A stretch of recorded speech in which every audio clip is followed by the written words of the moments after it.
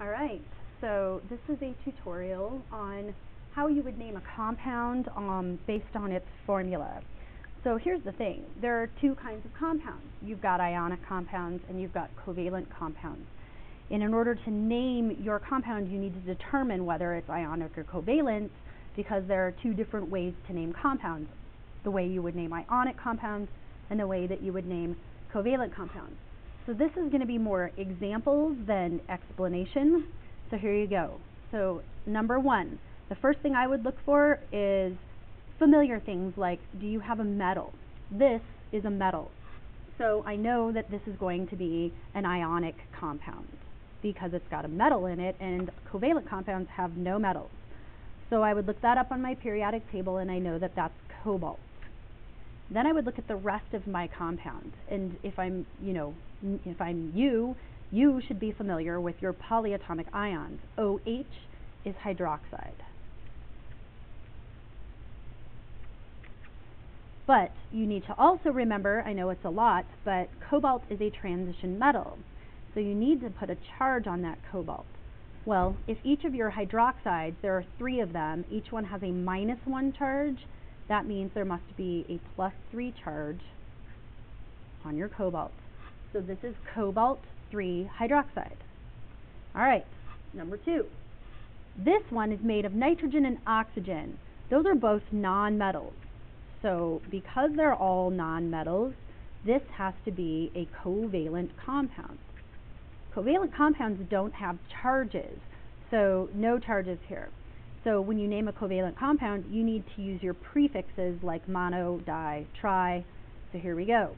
This is called dinitrogen, 2 nitrogen, and then tetraoxide. Tetraoxide. Notice I gave oxygen and ide ending. There are 4 of them. Tetraoxide. So dinitrogen, tetraoxide. Alright. Last one is tricky. There are nothing but nonmetals in here. But if you're familiar with your polyatomic ions, you should be able to see that this is ammonium and this is carbonate. So this is ionic because it's made of 2 polyatomic ions. Ammonium, which is your NH4, and carbonate. So this is ammonium carbonate. Now on the bottom, I'm asking you to write a formula from the name. So put it in order, right? Potassium nitrate. Potassium. So this is a little tricky because you need to look at charges. This is going to be an ionic compound because potassium is a metal. So potassium has a +1 charge, and nitrate is a polyatomic ion with a -1 charge. That means the formula for a compound, potassium nitrate, is just one of each of these because their charges are exactly opposite. So KNO3, that's your formula. Okay, disulfur monoxide. Okay, if you see prefixes, it's covalent because we don't use prefixes when we name ionic compounds. So disulfur S2 monoxide O. So disulfur, 2 sulfurs, 1 oxygen, monoxide.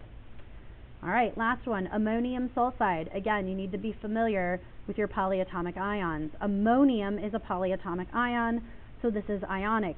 Here is the formula for an ammonium ion. Sulfide is a sulfur with a -2 charge.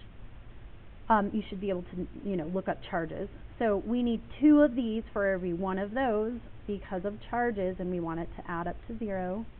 So NH4, 2, so 2 parentheses around the NH4 to designate that there's 2 of this thing, and then 1 sulfur. So there's your compound formula for ammonium sulfide. Ammonium sulfide. That's it.